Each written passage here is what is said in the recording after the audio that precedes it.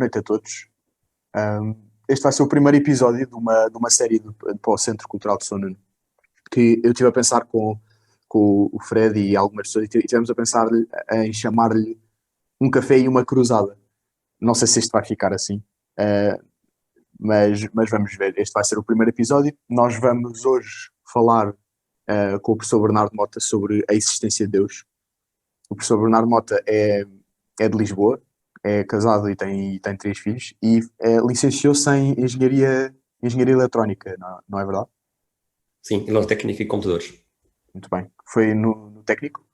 Sim. E pronto, e é esquisito porque não tem muito a ver com o tema, quer dizer, à primeira vista não tem muito a ver com o tema que vamos falar agora.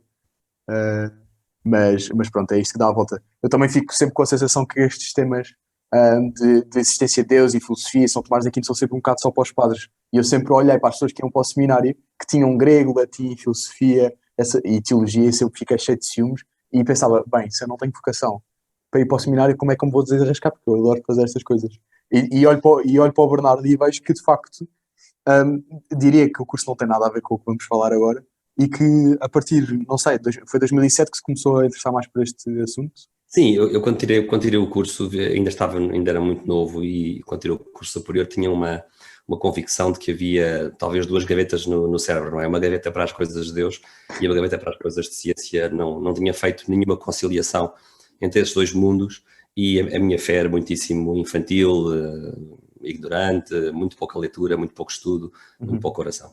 Por isso, quando eu atravessei o Instituto Superior Técnico e fiz o curso, foi um percurso para mim bastante árido em termos espirituais. Quase não havia católicos no técnico, e se houvesse não estava por eles. Hoje em dia é diferente. Hoje em dia existe um grupo bastante ativo de alunos católicos do Instituto Superior Técnico.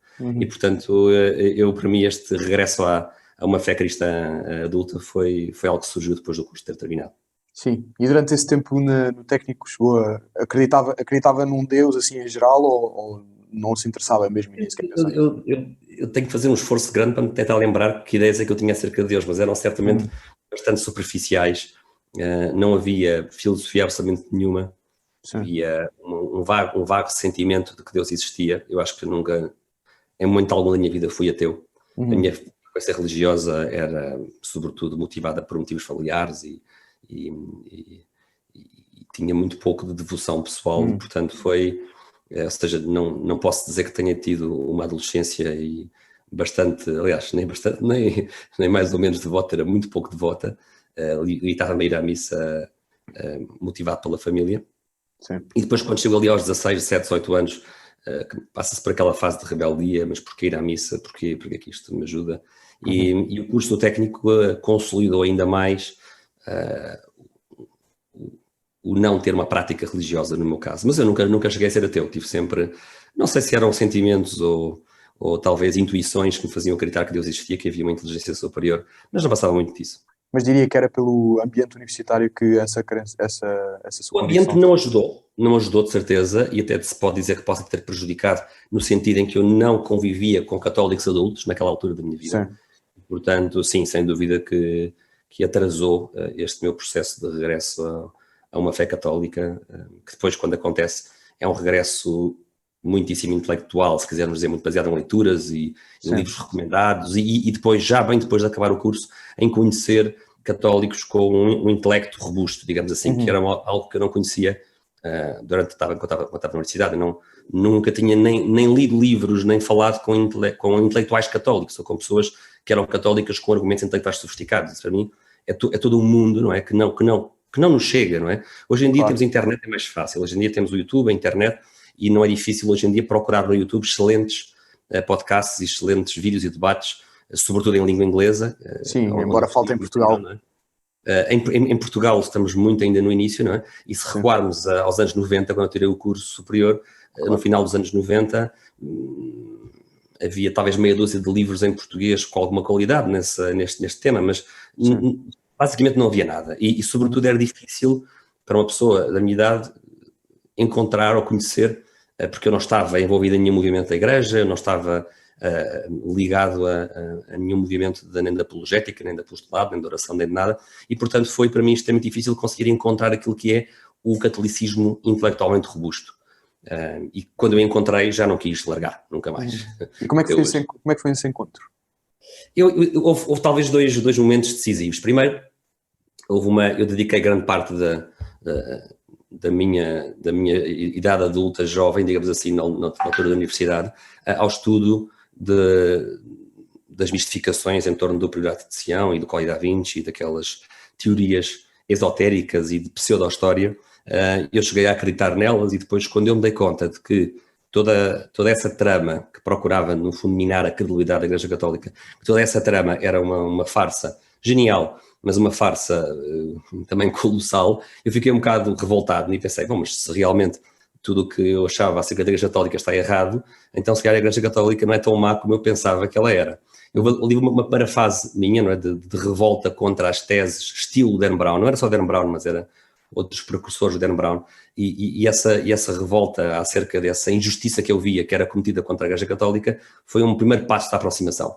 Um segundo passo da aproximação foi claramente a descoberta de que havia uma história cristã da ciência, e a pessoa que me abre a porta para essa história cristã da ciência tem um nome, é o professor Henrique Leitão, e que foi graças a ele... entrevistámos aqui no centro, foi privado. Sim, foi graças a ele que eu começo a ler os primeiros livros bons sobre a história da ciência e sobre filosofia, e depois segue-se um sem fim de conversas e de almoços e de e-mails em que eu vou, no fundo, montando uma biblioteca em casa sobre estes temas e descobrindo todo este território que para mim era completamente desconhecido acerca do passado da Igreja Católica, acerca do Novo Testamento, acerca da relação entre ciência e cristianismo e, sobretudo, descobrir a importância crucial da filosofia como a linguagem que permite fazer a ponte entre estes dois territórios, que aparentemente não se falam, ciência e teologia.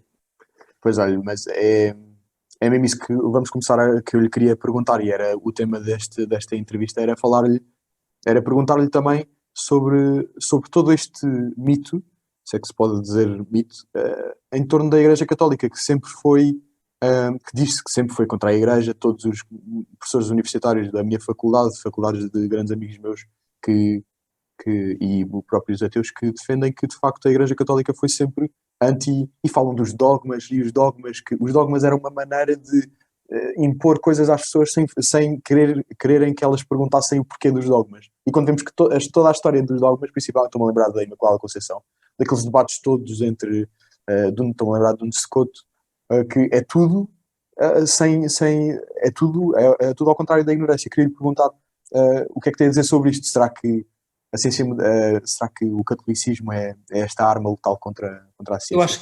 Eu acho que a certa altura entram-se em grandes guerras culturais que são inegáveis, e acho que hoje em dia esta geração, pelo menos, deve dar-se conta de que tem que tomar partidos. Não tomar o partido já é tomar um partido.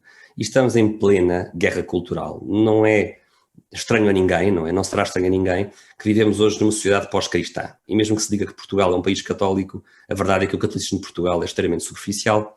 O nosso catolicismo, hoje em dia, é um catolicismo, em grande parte, já só de boca. A prática religiosa praticamente desapareceu. As estatísticas estão aí, em termos de batismos, em termos de matrimónios, em termos de pessoas que frequentam os sacramentos. Estamos em queda livre, é que nem sequer é uma queda gradual, estamos em queda livre desde há 40, 50 anos esta parte. E não vou entrar agora nas razões para isso, até porque não é a minha área de especialidade, não sou sociólogo, nem percebo especialmente dessa área, mas é inegável que estamos numa sociedade pós-cristã, e Portugal é um país que há 100 anos atrás, até nem seria preciso recuar mais, não é? Éramos uma das nações mais católicas da Europa e mesmo do mundo. E por isso já não somos, e sobretudo aqueles que ainda têm prática católica, os poucos que ainda frequentam os sacramentos e que ainda vivem a fé católica de forma concreta no seu dia, que baseiam as suas decisões à luz do que a Igreja ensina, mesmo essas pessoas, em grande medida, não têm conhecimentos, nem filosóficos, nem catequéticos, para poderem defender de forma robusta a sua fé perante uma sociedade que despreza totalmente o catolicismo. Por isso, essa é a verdade dos factos. Nós vivemos numa sociedade que é pós-cristã e que despreza o catolicismo. E uma das ideias subjacentes a esta nova realidade em que nós vivemos é a ideia de que a Igreja Católica é o mais anti-ciência que se possa imaginar, é como água e azeite, não se misturam, e que a Igreja Católica, inclusive, foi a principal causa para o atraso científico da Europa, de Portugal, certamente. E esta ideia é uma ideia que sobrevive ainda na opinião popular, sobrevive nas conversas de restaurante, de café, à mesa de almoços familiares, jantares familiares e também nos canais televisivos, nas séries documentais. Os programas e os documentários sobre este tipo de tema têm todos um viés fortissimamente anticatólico. Bom, há muitas razões históricas para isso acontecer. Certamente que não é alheio a isto o facto de que, a partir do Marquês de Pombal, começa-se a montar uma narrativa em torno de um novo Portugal, de um Portugal que vai ser construído pelo Marquês de Pombal e pelos seus sucessores ideológicos como um novo Portugal do iluminismo, se quisermos, um Portugal das luzes, a copiar o modelo francês. E para isto o Marquês de Pombal sabe que tem que destruir completamente a estrutura de ensino escolástico, que era toda ela praticamente administrada por jesuítas e por padres religiosos, e é necessário destruir esta estrutura de ensino, que é o que o Marquês de Pombal diligentemente vai fazer, vai destruir a estrutura de ensino que existia, e de um dia para o outro uma série de alunos que tinham acesso a ensino de qualidade e, curiosamente, praticava-se da melhor ciência europeia em Portugal, pela rede de ensino jesuíta. Os melhores professores vinham dar aulas a Lisboa. Lisboa estava, digamos, no centro científico da Europa por volta do século XVII, século XVIII. O Marquês de Pombal quer acabar com tudo isso e vai montar uma longa propaganda e vai socorrer de vários autores da sua esfera para montar uma narrativa que atribui aos jesuítas e à Igreja Católica a culpa pelo atraso científico de Portugal. O que é curioso é que nas ciências históricas em Portugal e por esse mundo fora, estamos a assistir nos últimos 30, 40 anos a uma reviravolta total do ponto de vista da história. História do Novo Testamento e história da ciência. Em história da ciência estamos a descobrir a importância que a Igreja Católica teve para a prática da ciência. E aqui há duas vertentes importantes. A importância do cristianismo do ponto de vista do mecenato, das estruturas sociais, como foi importante o papel da Igreja Católica para o patrocínio e para o sustento dos sábios, dos cientistas, desde os seus primórdios, mas mais interessante ainda a importância que o cristianismo teve do ponto de vista dos pressupostos teológicos. E é uma área que está ainda, em grande parte, diria eu, por descobrir, mas que já está a dar passos de gigante, e que nos faz ver, à luz de uma nova leitura de textos acerca da prática científica em Idade Média. As pessoas acham que não houve na Idade Média ciência, mas houve. E durante o nosso curso temos uma sessão só sobre ciência na Idade Média, que muitas vezes das pessoas consideram que é um oxímoro, não é? Que não existe Idade Média. Mas sim, existe. Este curso, só para dizer às pessoas, este curso é o curso que eu esqueci-me de introduzir, que é o que o professor Bernardo Mota dá, chamado Cristianismo e Ciência, que já deu no técnico, se não estou enganado, e que vai ser agora dado na Casa da Divina Comédia, em princípio, no próximo ano. Sim, no próximo ano. Pronto, este curso é a relação do cristianismo e ciência, assim, muito mais aprofundado, mas sim. E muito bem, e obrigado, Francisco, e é mesmo isso, o que estamos a descobrir à luz dos atuais historiadores de ciência é também o impacto que a vertente teológica teve na empreitada científica. Porque o cristianismo tem dois pressupostos que são absolutamente fundamentais para fazer ciência, e esses pressupostos são teológicos, vêm da doutrina cristã. Um dos pressupostos é o pressuposto de que o universo é racional, tem uma estrutura racional. Diz o livro da sabedoria no Antigo Testamento, diz, Senhor, tu fizeste o universo segundo medida, número e peso. Ou seja, no Antigo Testamento já encontramos, no pensamento teológico judaico, já encontramos esta noção de que Deus é o geómetra, é o Deus que estrutura a criação de acordo com medida, número e peso. Ou seja, existe na mente do judeu e depois do cristão, no fundo o cristianismo é a herdeira espiritual do judaísmo, existe esta forma perfeitamente natural de aceitar um cosmos que é estruturado de acordo com leis da matemática, com princípios lógicos. E nós damos isto barato, porque sempre tivemos isto na nossa cultura cristã, mas se olharmos para o Extremo Oriente, para a China, por exemplo, se olharmos para outras culturas, como, por exemplo, o hinduísmo, nós vemos enormes, colossais diferenças teológicas. E a verdade é que a ciência que hoje em dia se pratica na Índia não tem raízes hindus. A ciência que se pratica na Índia é a ciência ocidental. A ciência que se pratica no Japão, na China, não é uma ciência de origem confuciana ou shintoísta, não, é uma ciência ocidental. Europeia. Pratica europeia, não é? Sim. Por isso, há muito tempo que os estudos de ciência se interrogam e vão colocando questões e levantando estes problemas. O que havia tão especial na teologia cristã medieval para a tornar tão fértil a um pensamento científico? Estas duas ideias, o universo racional estruturado de acordo com as matemáticas e o ser humano com uma mente feita à imagem e semelhança de Deus. Por que é importante para o trabalho do cientista acreditar que o ser humano é feito à imagem e semelhança de Deus? Porque isto implica ter, tal como Deus tem, ter um intelecto racional. Dizer que o ser humano é à imagem e semelhança de Deus é dizer que o ser humano é diferente dos restantes animais porque tem intelecto. O intelecto que o ser humano tem é finito, claro. Compara-se ao intelecto divino apenas por analogia. Há muitas coisas semelhantes ao intelecto divino, mas muitas coisas também que não são semelhantes. Nomeadamente o intelecto humano comete erros e o divino não comete, e o intelecto humano é finito, de Deus é infinito. Mas existe aqui uma série de pontos de semelhança. E esta convicção de que o ser humano tem um intelecto, tal como Deus tem, e esse intelecto é feito pelo próprio Deus que criou a natureza, faz que para o cristão seja totalmente expectável que o sábio possa dedicar tempo a estar na natureza, convencido e convictamente de que vai compreender a obra de Deus. Não é? Fala-se muitas vezes também nesta cultura tardistã dos dois livros, não é? Os livros das Escrituras, que têm a palavra de Deus revelada, e depois o livro da natureza, que são as obras de Deus, que é a criação de Deus. É muito interessante estes dois pontos de vista.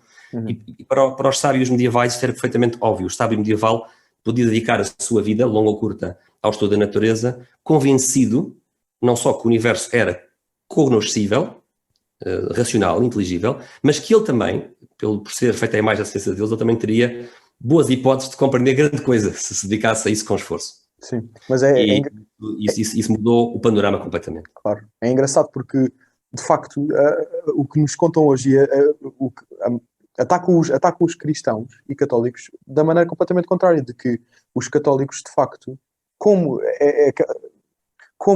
sabem que existe um Deus, então dão a desculpa de mas se os católicos acreditam em Deus, eles não precisam de andar a procurar nada. E a ciência era ao contrário disso. Diz-se essa coisa, não é? Sim, mas existe uma grande confusão, um equívoco frequente que temos de desmontar já. Deus e ciência explicam coisas muito diferentes, explicam patamares diferentes da realidade. A ciência estuda os processos causais da natureza, explica as causas dos fenómenos que nós vemos na natureza. Deus, pelo contrário, é visto pelos cristãos como a causa última de tudo o que existe, como o fundamento da realidade. Deus explica tudo o que existe aqui e agora. Deus não é apenas uma explicação para algo lá atrás no passado, nem apenas a explicação para certos tipos de milagres que a ciência ainda não explica. Não, Deus é a razão pela qual existe algo em vez de nada. Porque se não houvesse nada, nada surgiria. Porque do nada, nada surge. Um ponto importante que é preciso darmos conta, não é? Se nada existisse, nunca nada existiria. E Deus é a explicação pela qual existe alguma coisa em vez de nada. Deus é a explicação para que algo tenha surgido e seja o universo que nós conhecemos, em particular. Por isso, o Deus dos cristãos não é um Deus das lacunas, não é o God of the Gaps, que se fala tanto na literatura ateia. Não, é errado pensar que Deus é apenas a explicação provisória até que venha finalmente uma explicação científica. Não, isso é uma ideia completamente errada e os medievais não pensavam assim. Em teologia medieval distingue-se as causas segundas, que são as causas que a ciência estuda, da causa primeira, que é a causa de Deus. Naturalmente que um Deus que é defendido apenas pelas lacunas da ignorância científica é um Deus que está condenado a perder território de ano para ano, não é? E os ateus apresentam hoje em dia, ao comum dos mortais, ao leigo, esta falsa dicotomia. Tens que escolher entre Deus e a ciência. Qual é que vais escolher? Uma doutrina do tempo da Era do Bronze, ou vais escolher a ciência que te dá o teu telemóvel e a internet? Da Idade das Trevas. Tal e qual. Colocam-nos este dilema desta maneira. Mas porquê esta dicotomia? Não é? Eu gosto muito do famoso exemplo do matemático britânico, do John Lennox, que ele diz o seguinte: para eu explicar o surgimento da primeira viatura Ford T1, do primeiro carro T1 que saiu da fábrica do Sr. Ford, nós somos obrigados por acaso a escolher entre o Henry Ford e a linha de montagem? Henry Ford é a causa pessoal para sequer existir o Ford modelo T1, não é? O projeto deste carro surge do seu intelecto, da sua vontade. Portanto, Henry Ford é uma causa para existir o Ford T1, sem dúvida, uma causa pessoal, quisermos. Por outro lado, a linha de montagem da fábrica do Sr. Ford pode ser vista como a explicação científica, se quisermos, para haver o Ford T1, não é? A linha de montagem explica, mecanicamente, como surgem os carros. As duas explicações são necessárias, não é? Porque é que seríamos obrigados a escolher entre o autor da fábrica deste carro ou o processo de produção do carro? Não, são dois níveis diferentes da realidade. Há explicações naturais, se quisermos, científicas, e há explicações pessoais, que advêm de decisões livres e advêm de agentes intelectuais que decidem fazer esse tipo de coisas, não é? E nós não podemos reduzir as decisões pessoais ao nível científico, que é outra coisa que está muito na moda hoje em dia, não é? Hoje em dia dizem-nos, a ciência provou que não há livre-arbítrio, ou seja, que o ser humano é todo ele matéria e que o ser humano não toma decisões porque ele próprio, porque o seu intelecto é apenas um conjunto de correntes elétricas num cérebro que é material.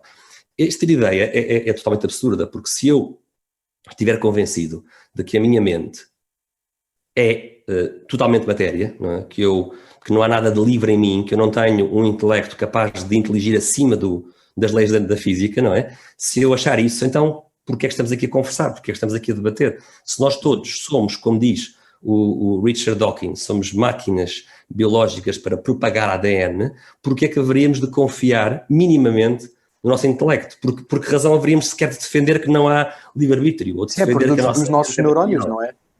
Exatamente, não é? Exatamente. E até podemos ir buscar, se quisermos, aquela interessante carta do Charles Darwin a um seu amigo, ao William Graham. É uma carta que ele escreve e esta carta dá origem à famosa dúvida de Darwin, que é muito discutida na literatura. O Darwin escreveu para o seu amigo, e eu passo a citar. Ele estava a comentar um livro de um amigo que lhe tinha escrito, e este amigo era um cristão. O William Graham era um cristão. E ele tinha escrito um livro a defender uma visão cristã da ciência do século XIX. E o Darwin, que também era cristão, embora um cristão assim um pouco mais distante da prática normal, dizia assim: mas então, diz o Darwin, surge em mim a horrível dúvida, a palavra é muito engraçada, horrível dúvida, acerca de se as convicções da mente humana, que se desenvolveu a partir da mente de animais inferiores, têm algum valor, ou são sequer dignas de confiança. E ele depois escreve isto espantosamente: alguém confiaria nas convicções da mente de um macaco, se é que há convicções em tal mente? Por isso, conclusão que vem do próprio Sr. Darwin. Atenção, para os darwinistas que nos estão a ouvir, ou para os que fazem darwinismo uma espécie de uma catequese ateia, conclusão e cuidado que devemos ter. Cuidado com teorias acerca da origem da mente humana que coloquem em causa a própria fiabilidade da mente. Há aqui uma perigosa circularidade em tentar basear a origem da nossa mente num cosmos que não tenha nenhum propósito, nem nenhum criador inteligente, não é? Isto é um verdadeiro tiro no pé. Claro. E, portanto, nós temos esta convicção de que há algo de imaterial na nossa mente, e, aliás, é daí que vem a convicção de que o ser humano não morre, ou melhor, que o ser humano não desaparece após a morte, porque há em nós algo de imaterial, e, portanto, quando o corpo se decompõe e nós vemos o corpo a decompor-se, vemos o cadáver a decompor-se, acreditamos que nós persistimos depois da morte. Porquê? Porque nós experienciamos na nossa vida um domínio intelectual e material, que é o domínio dos entes abstratos, da matemática, da física, da linguagem, do pensamento, do raciocínio, até da arte e da criação artística. Todo este domínio não se resume à matéria, não se pode reduzir à matéria. Se o fizermos, dá-me um tiro no pé. Exato. Total tiro no pé. Mas sim, muito, e é de facto porque nunca tinha pensado nisso.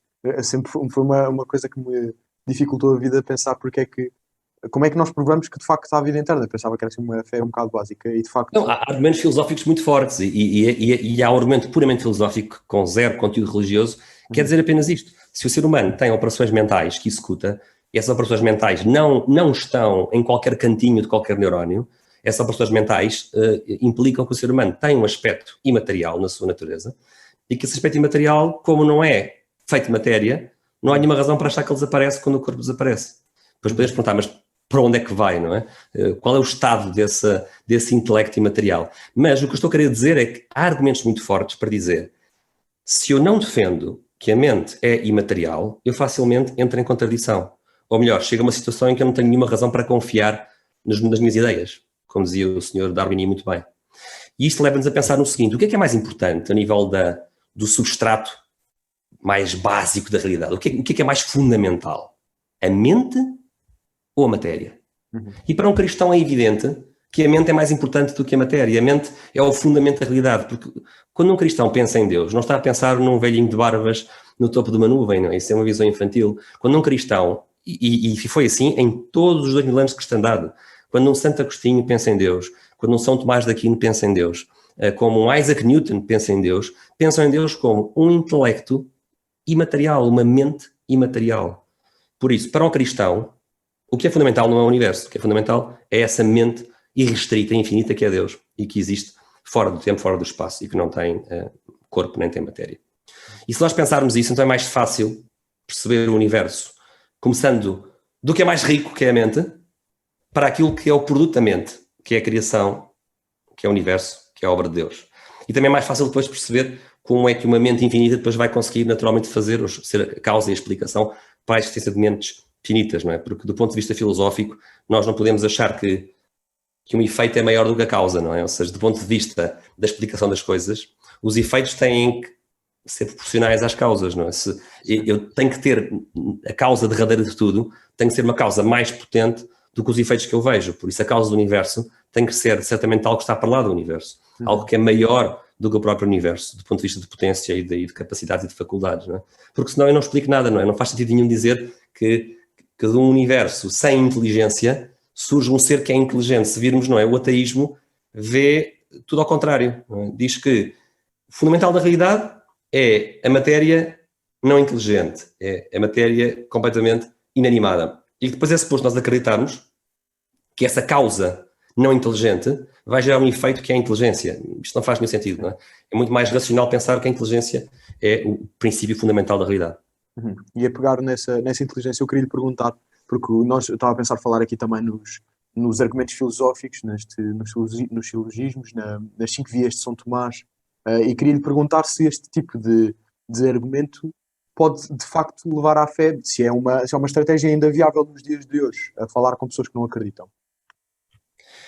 Eu diria que o problema fundamental do ser humano é que o ser humano, apesar das nossas ideias românticas que todos temos acerca da nossa inteligência, cada um tem ideias mais ou menos cor-de-rosa acerca das suas capacidades mentais, o ser humano não é apenas intelecto. A filosofia medieval ensinava, e com razão, que o ser humano não é apenas intelecto, o ser humano também é vontade. Aliás, nós somos semelhantes a Deus em 2 aspectos, não é apenas no intelecto, é apenas também no facto de termos livre-arbítrio. Naturalmente a nossa liberdade é muito mais limitada do que a liberdade divina, mas nós somos livres, nós temos a capacidade de tomar decisões livres. E por isso, há aqui um ponto importante, por vezes não basta nós vermos o argumento, não basta nós estudarmos o argumento, não basta nós até compreendermos o argumento, e para isso já é preciso uma enorme abertura mental, ou seja, um ateu que estuda os argumentos tomistas ou outro argumento qualquer contemporâneo vindo de um cristão, pode até ficar impressionado com a sofisticação do argumento, pode até ter uma mente aberta para entender o que o cristão está a dizer e compreender o argumento, mas depois falta um ponto importante, falta o passo derradeiro da vontade, porque existe intelecto, mas também existe vontade. E dar aquele passo, dizer, muito bem, o argumento é ótimo, vou tornar-me num cristão. E é um passo que não se dá assim de um momento para o outro, a não ser que haja, por vezes, uma experiência interior muito forte ou uma experiência de vida muito traumática que obrigue a essa mudança radical. E acontece muitas vezes que as pessoas trazem uma certa bagagem consigo, não é? E ouve-se muitas vezes o ateu a dizer tu és cristão porque nasceste na família cristã, aquele será muçulmano porque nasceu na família muçulmana. Mas esse argumento é um bocado perigoso, porque é uma faca, uma espada a 2 gumes, não é? Eu posso também dizer ao ateu, e acontece muitas vezes isso, perguntar ao ateu, mas os teus pais o que eram, não é? Recordo-me agora, recentemente estive a ouvir uma palestra brilhante, como são sempre as palestras do John Lennox, e ele contava que esteve uma vez na Austrália em debate com o filósofo australiano Peter Singer, que é ateu, e Peter Singer usou esse argumento, não é? O John Lennox, tu és irlandês, os teus pais eram católicos, eram cristãos, e o John Lennox disse, então, mas Peter, já agora, só por curiosidade, os teus pais, qual era a religião deles? E o Peter Singer disse, eram ateus. O que é que isso tem a ver? Disse o Peter Singer, o que é que isso tem a ver? Ou seja, ele acaba de usar um argumento que se vira contra o próprio ateu, não? Ou seja, nós não podemos usar a explicação de como é que surgiu uma crença para tentar refutá-la, não é? Isso chama-se a falácia genética, não é? Eu não posso dizer, o cristianismo é falso só porque é aquela religião que as pessoas todas recebem nos países de cultura cristã. Não, nós temos que olhar para os argumentos. É verdade que a nossa educação vai nos determinar bastante, não é? Isso é um facto. Ou seja, se eu nascer numa família ateia, vou estar menos predisposto a abrir a cabeça a ideias cristãs e vice-versa. Isso corta para os 2 lados. Eu diria que a vontade é o principal obstáculo. Eu acho que as pessoas acreditam que Deus existe muitas vezes por intuição, por experiências estéticas ou experiências emotivas, por conhecimentos, por conhecerem esta ou aquela pessoa que tem fé, e uma fé forte, e essa pessoa inspira, por vezes, até pode ser um avô, uma avó, um pai, uma mãe, um irmão mais velho, alguém que nós seguimos ou que nós respeitamos, e a fé vem muitas vezes por estas vias, a fé na ciência de Deus. Mas a Igreja Católica ensina que apesar de Deus dar a fé a quem a pede ou a quem está aberto a recebê-la, não é? A fé é uma graça que Deus concede. A Igreja também ensina que é possível chegar à certeza da existência de Deus por outra via, pela via dos argumentos racionais. Por isso, sim, é possível demonstrar filosoficamente que Deus existe. Há demonstrações filosóficas fortes, as mais fortes que eu conheço remontam, como Francisco referia, a São Tomás de Aquino, mas não basta compreender os argumentos, é depois preciso dar esse passo de aceitá-los, não é? E esse passo de aceitá-los é uma decisão pessoal. De facto, é verdade. A vontade como obstáculo, muitas vezes. Mas eu gostava de saber eu penso se deve haver histórias de pessoas que se converteram só a ouvir ouvir São Tomás de Aquino a falar e de repente dá um clique na cabeça de uma pessoa. Eu diria que agora, certamente que há. Eu sei de um caso especialmente importante, o filósofo norte-americano Edward Feser, que é um dos mais prolíferos escritores da atualidade e que defende uma filosofia aristotélica e tomista. Portanto, ele defende o regresso em força da filosofia medieval escolástica, naturalmente modernizada, aplicada a novos conceitos. O Edward Feser explica o seu percurso como um professor de filosofia, que no princípio da sua carreira, como professor secundário de filosofia, era ateu e começou por introduzir aos seus alunos os argumentos tomistas com parte das aulas de filosofia, e depois deu por ele a passar por uma segunda fase, que foi, eu na primeira fase expliquei aos meus alunos estes argumentos por motivos históricos. Para ser um professor sério tenho que lhes dizer que estes argumentos existiram e que ainda há quem os defenda. Ele depois conta que passou por uma segunda fase, e nessa segunda fase era uma fase na qual ele já estava convencido que os argumentos tinham força, e então passava as aulas a tentar demoli-los e mostrar aos alunos como os argumentos eram mesmo bons. E ele depois diz que esse namoro perigoso com esses argumentos acabou em casamento quando ele se convenceu que os argumentos funcionavam mesmo. E hoje em dia o Edward Feser é um católico, é um pai de família católico, e é um excelente escritor. Eu recomendo todos os livros dele. O apelido é F-E-S-E-R, Feser. E ele tem inúmeras obras excelentes para principiantes, na qual ele explica muitíssimo bem a força da filosofia cristã e a fraqueza do ateísmo, claramente. É um bom exemplo. É um bom exemplo de uma pessoa que segundo ele nos conta, temos de acreditar também no que as pessoas dizem, mas segundo ele nos conta, uma conversão intelectual. Mas são raras, eu diria que são raras. Sim. Mas, Bernardo, eu estava a pensar, e eu queria fazer esta pergunta a falar um bocadinho do agnosticismo, que os agnósticos dizem que falta-lhes a crença, ou que é impossível saber se Deus existe ou não. Queria perguntar se acha que isso é uma posição, é que eles usam um bocado este rótulo de serem intelectualmente superiores, porque de facto não se sabe nada, e nós não podemos ter a certeza de nada, quase solipsista, sabe? E era para perguntar se é preferível isso ao ateísmo, ou acha que é só tapar os ouvidos e fingir que não se ouve. Eu acho que depende um pouco do ponto de vista. Eu vou tentar, sem estar em contradição, eu vou tentar defender aqui os dois pontos de vista, tentando colocar-me na pele de cada um deles. O que eu admiro no agnosticismo, sem dúvida nenhuma, é o cuidado. Bem, eu vou excluir os agnósticos por preguiça, que há muitos, não é? Eu vou excluir completamente essa categoria. Estamos a falar, sobretudo, imaginou Francisco, de agnósticos que leem e que estudam, certo? Interessados, agnósticos que estão continuamente à procura de argumentos. Agora estou-me a recordar como é que se chama aquela pessoa que organiza, há uns programas extraordinários sobre filosofia e ciência, é a série Closer to Truth. Eu vou aqui procurar, digo já, mais uma recomendação super importante. Closer to the Truth? Closer to Truth. Okay. Quem organiza isto é um senhor chamado Robert Lawrence Kuhn, que é um intelectual norte-americano que mora em Nova Iorque. É um senhor já com 76 anos de idade. Este Robert Kuhn tem uma série de vídeos, já estamos na centena seguramente, centena de vídeos, em que ele entrevista grandes cabeças ateias, agnósticas, da área da ciência, da filosofia, da linguística, de várias áreas do saber. Closer to Truth. Eu diria que Robert Lawrence Kuhn, eu não sei se ele é completamente agnóstico, mas a maneira como ele aborda as entrevistas é o ponto de vista do agnóstico. Ele ouve sempre os dois lados e faz entrevistas muito inteligentes, com perguntas muito bem feitas.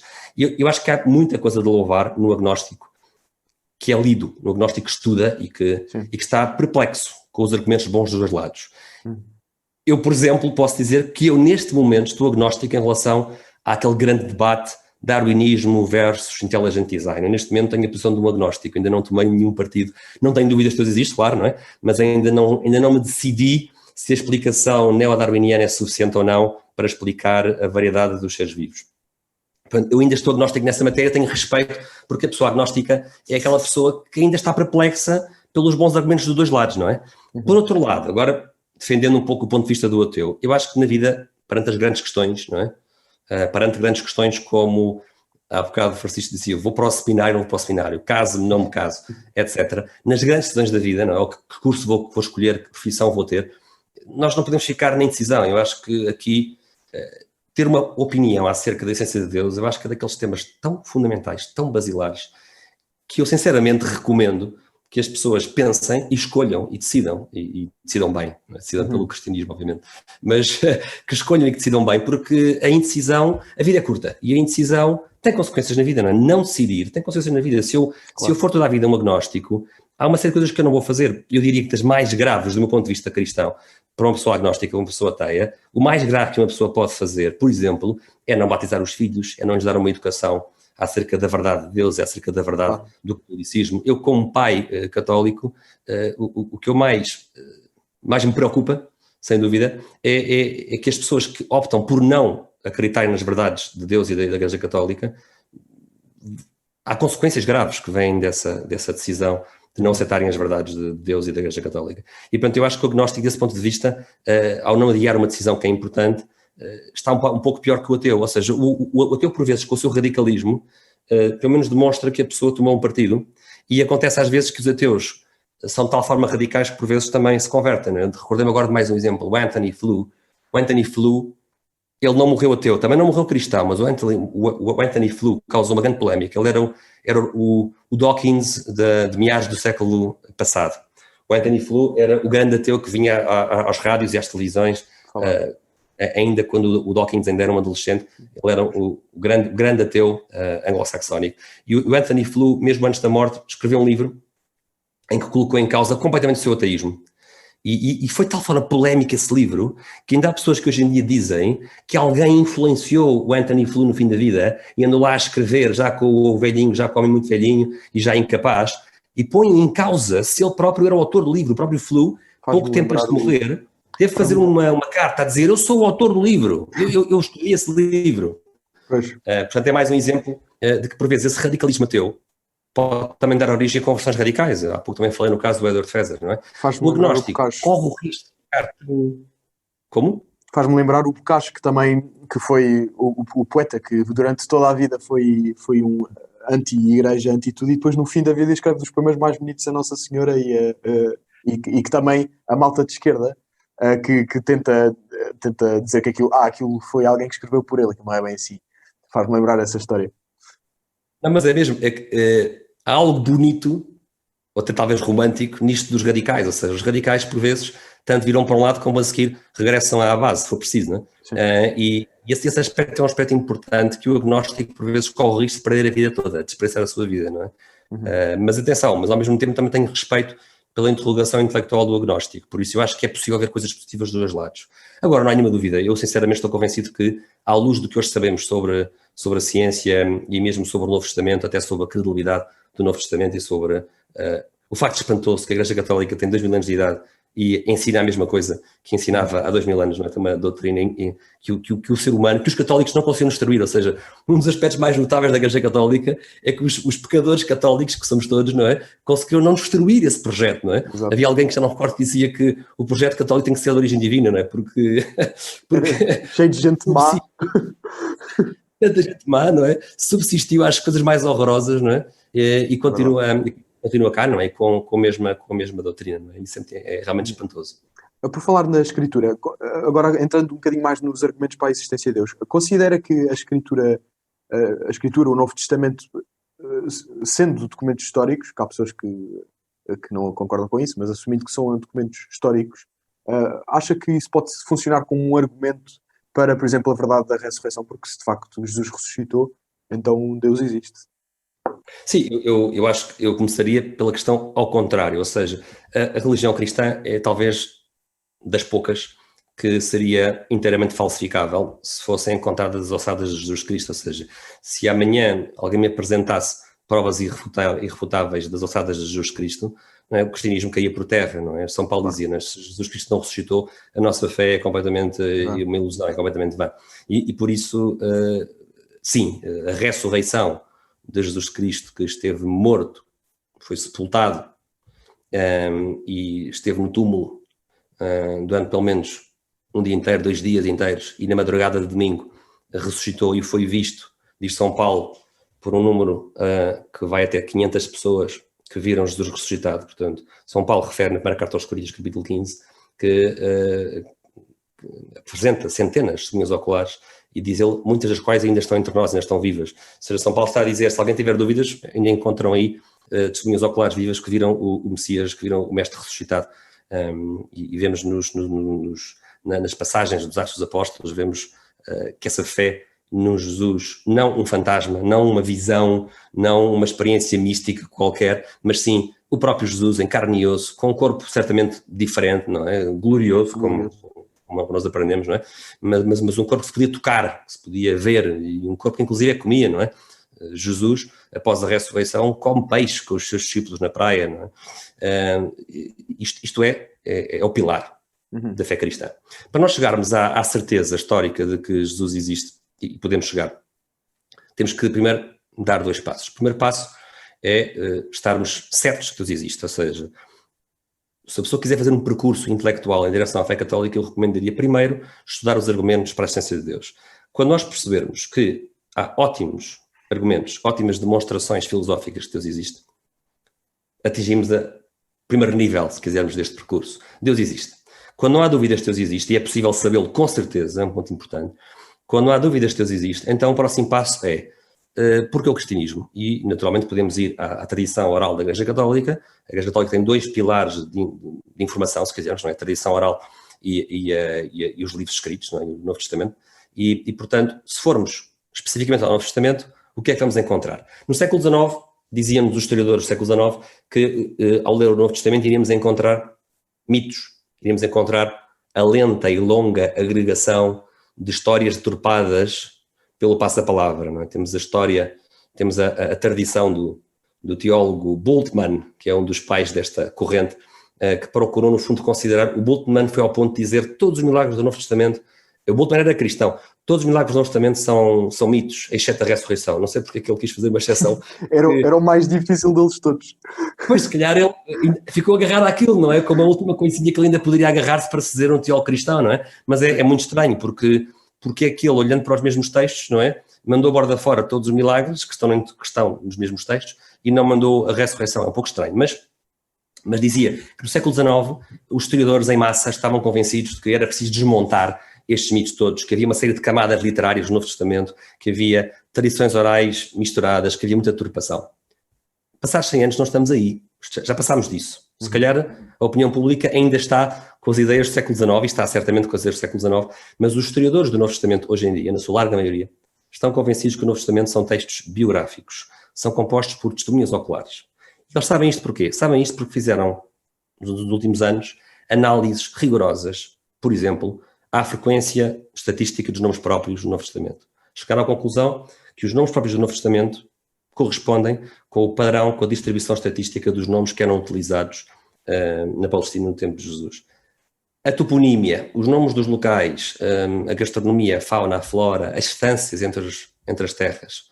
Os historiadores não têm parado de escrutinar o Novo Testamento nos últimos anos e hoje em dia existe cada vez mais, é cada vez maior o grupo dos defensores de que o Novo Testamento são biografias, são textos do tipo biográfico e contêm relatos de testemunhas oculares. Ora, se eu acredito que Deus existe por outros argumentos anteriormente, né, se eu já estou convencido da existência de Deus, como é que eu posso estar certo que Jesus é Deus? Bom, se eu estudar o caráter fidedigno das Escrituras, nomeadamente do Novo Testamento, que são textos de valor histórico e de rigor histórico, então, por que é que eu hei de rejeitar as testemunhas oculares que dizem que viram Jesus Cristo ressuscitado?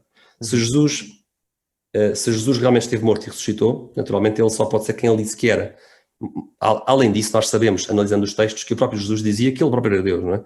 Uma afirmação de tal forma insultuosa que o levou à cruz, não é? A razão pela qual... E sem precedentes. A razão pela qual o seu Sinédrio quis a morte de Jesus foi porque foi por blasfémia, não é? Porque Jesus se apresentou como Deus, não é? Por isso, temos um homem que se apresenta como Deus, que morre em nome dessa ideia e que 3 dias depois está cá fora, não é? O que é verdadeiramente ímpar e único na história da humanidade.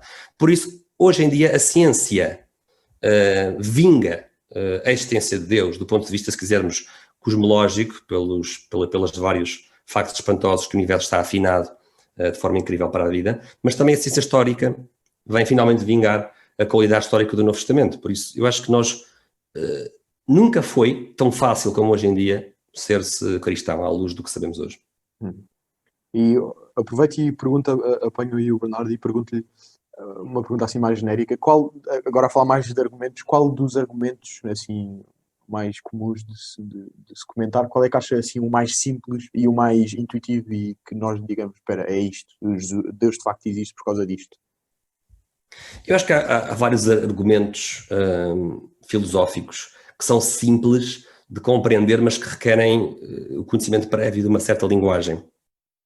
Por exemplo, eu comecei há pouco por referir que os argumentos de São Tomás de Aquino são para mim os melhores. Porquê? Porque são demonstrativos, ou seja, produzem certeza demonstrativa. São argumentos que nos levam à certeza de que Deus existe e não só, levam-nos depois a uma dúzia de atributos divinos. Ou seja, São Tomás de Aquino faz um trabalho notável porque apresenta 5 demonstrações dedutivas de que Deus existe a partir de premissas perfeitamente razoáveis, que raramente se podem negar ou que se nós negarmos vamos estar em apuros, não é? Para dar um exemplo, a primeira via tomista demonstra que Deus existe a partir de um facto que ninguém nega, que é o facto de que a mudança é um fenómeno real, ou seja, de que as coisas mudam. Só mais daqui parte desse facto de que há mudança na natureza para a conclusão de que existe uma primeira causa imóvel, não causada, que é Deus. É realmente um argumento muito poderoso, mas depois mais daqui não fica por aí, depois ele dedica uma série de argumentos filosóficos também sofisticados para deduzir os atributos de Deus. Por isso, São Tomás de Aquino tem, na Suma Teológica e também na Suma contra os Gentios, tem um corpo de argumentos bastante densos e sólidos que mostram que Deus existe e que tem todos os atributos que nós lhe atribuímos habitualmente. Infinitude, omnipotência, simplicidade, unidade, inteligência, omnisciência, omnipresença, entre muitos outros. Bondade, misericórdia. E São Tomás de Aquino faz isto tudo por via filosófica. Por isso, eu diria, não são argumentos bons para principiantes. Porquê? Porque é preciso primeiro estudar a terminologia que São Tomás utiliza. São Tomás utiliza uma terminologia que remonta a Aristóteles. Por isso, o que eu recomendaria é, quem quer conhecer os melhores argumentos são São Tomás de Aquino, mas primeiro tem que ler uma boa introdução à terminologia aristotélica. Eu recomendaria o livro do Edward Feser, por exemplo. O livro chama-se Aquinas, tão simples como isso. Ele diz que é um título muito pouco criativo.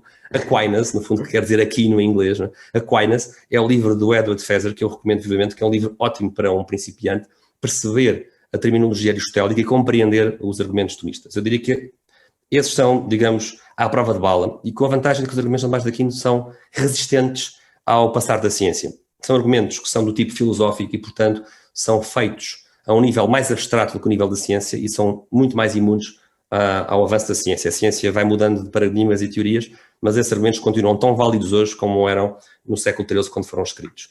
Eu diria que hoje em dia, se calhar, para uma pessoa que não tem bagagem filosófica grande, o facto mais espantoso que faz pensar na existência de Deus é o facto que o universo não é eterno, como nós pensávamos no século XIX, como ainda pensava Einstein quando era mais novo. O universo teve um princípio. Hoje sabemos que a idade do universo é aproximadamente 13,7 mil milhões de anos, sabemos isso. Portanto, o universo começou a existir. E é um facto incrível que salta aos olhos de qualquer pessoa o sabor bíblico até deste universo de Big Bang que começou a existir. Nós temos que recordar que o Antigo Testamento começa com a palavra hebraica Bereshit, que quer dizer no princípio. Por isso, os judeus e os cristãos sempre acharam que houve um princípio, que o universo não era eterno, contra todos os pagãos. Todas as culturas pagãs defendem as teorias dos grandes ciclos, dos eternos retornos, dos grandes anos, em que há um cosmos eternamente cíclico. Ora, os judeus e os cristãos rompem com esse panorama pagão dos grandes ciclos e propõem um universo que começou. Primeiro começam por propô-lo por razões bíblicas, não é? Porque assim diz o Gênesis, não é? A palavra de Deus, no princípio, não é? Deus criou. Mas a ciência hoje em dia, com a teoria do Big Bang, tem evidências fortíssimas de que o universo não é infinito no tempo. Portanto, esse é um argumento óbvio que faz logo pensar que se o universo começou a existir, naturalmente tem que existir uma causa que não está no universo, uma causa que transcende o universo e que o coloca em existência, não é? Porque o próprio universo não pode ser a causa da sua existência. Claro. É importante frisar isto. Nada que começou a existir pode ser a causa da sua existência. Porque se uma coisa que começou a existir fosse a causa da sua existência, essa coisa teria que existir antes de existir. O que é uma contradição. Certo? Por isso, o Big Bang, com um raciocínio muito simples deste género, faz-nos perceber que há uma causa transcendente do universo. O facto do fine-tuning, como se chama, de que o universo está afinado para haver vida e vida inteligente, é um facto que os cientistas não negam. O nosso universo está afinado nas constantes da física, na quantidade de matéria que há no universo, está afinado nas próprias leis da física, de tal forma inacreditável e incrível, que desafia qualquer explicação, não é? E nós, ou das duas uma, ou assumimos que o nosso universo está afinado por um golpe de sorte cósmico, eu nem diria astronómico, diria mesmo cósmico, ou seja, a teoria do facto bruto. Olha, tivemos sorte, não é? É verdade que o nosso universo, tudo apontaria para ele nunca ser assim, mas ele está afinado e olha, é assim, bolas, portanto é um facto bruto. As pessoas normalmente não aceitam isso, querem explicações, não é? E portanto hoje em dia nós temos duas explicações que estão em cima da mesa. Temos uma explicação que diz, que é a explicação cristã, se quisermos, não é? O universo está afinado para haver vida, porque houve uma mente inteligente que o afinou. Portanto, a explicação para vivermos num universo tão incrível como o nosso, com um grau de afinação absurdo, para termos uma noção, nós estamos a falar de graus de afinação que podem representar algo como um universo que está afinado uma parte em 10, levantado a 10, levantado a 120 e tal, ou seja, isto é um número absolutamente gigantesco. Isto, por exemplo, o exemplo que eu dei é o exemplo do universo estar afinado pela entropia inicial do universo. O universo começou num estado de tal forma ordenado, com uma entropia tão baixa, que isso desafia qualquer explicação. E, por isso, de um lado temos aqueles que dizem o universo está afinado, isso é um facto, está afinado porque houve uma entidade inteligente que o criou. E eu concordo com esse argumento, naturalmente. E depois há o lado ateu, que, confrontado com o facto que o universo está afinado, o que eles dizem é, bom, vamos dizer que existem mais universos, se calhar tem infinitos, quem sabe. É a tese do multiverso.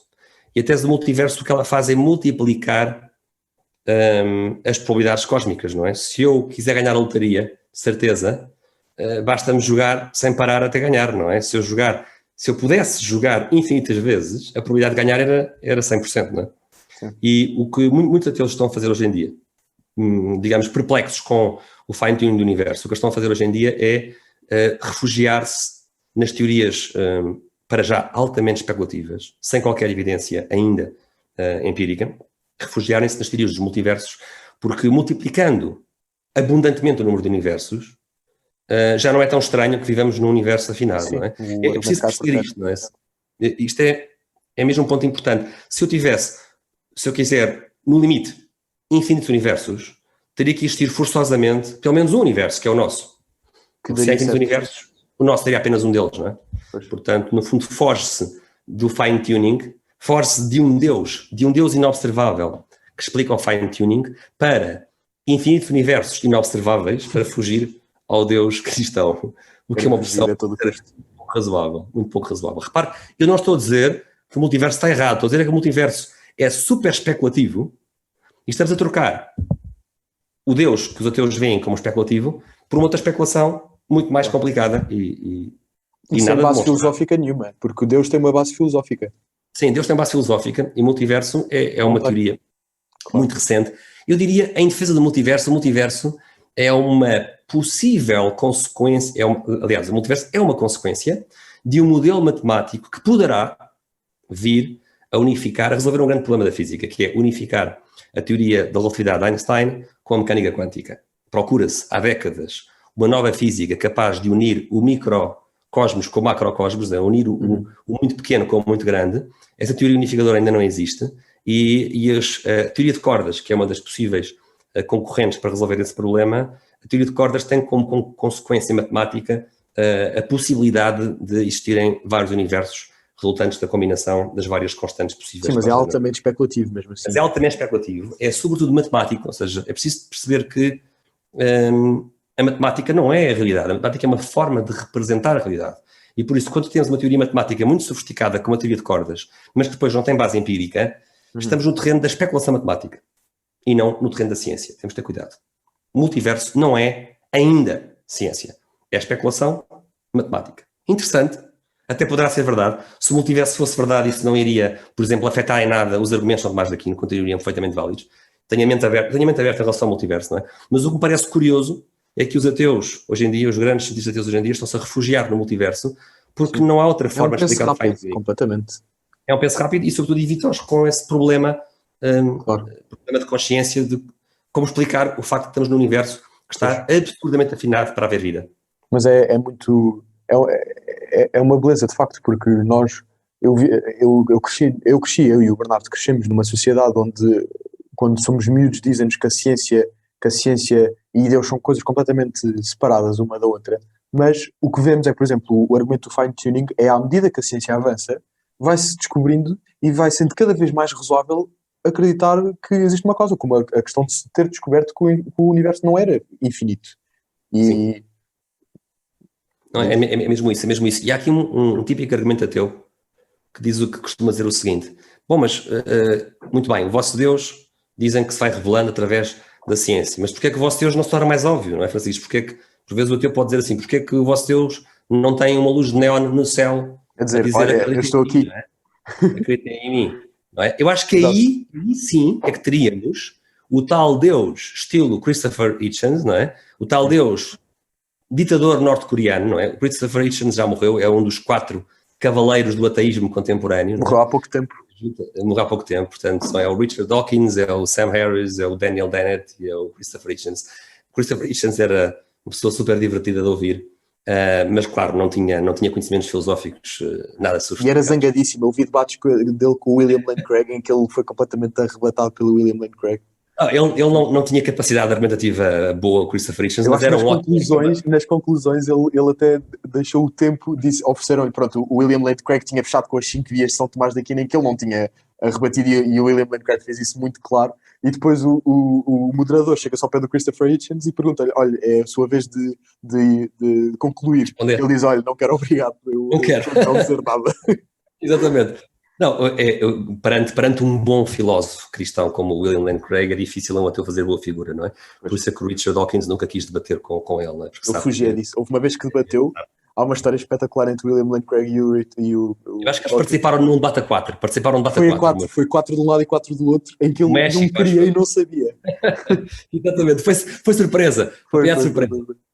Mas eu queria dizer, em defesa do Christopher Hitchens era dos 4 cavaleiros do novo ateísmo, era o mais divertido de todos, e é com muita pena, obviamente, que ele morreu com cancro. Era uma pessoa com uma oratória inflamada, mas super divertida de ouvir.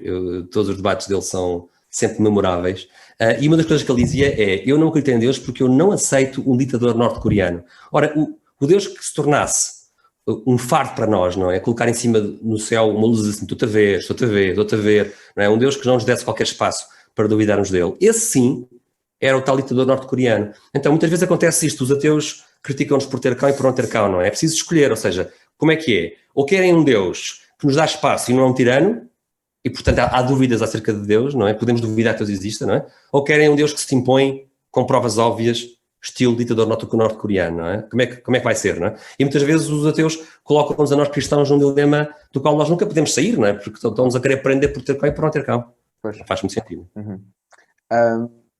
Eu ouvi-o falar há alguns tempos neste argumento sociológico da classe de elite dos socialistas. Peço desculpa, dos socialistas, não, dos cientistas. Dos cientistas. E queria perguntar-lhe sobre isso, porque achei muito interessante e queria que falasse aqui um bocadinho sobre isso.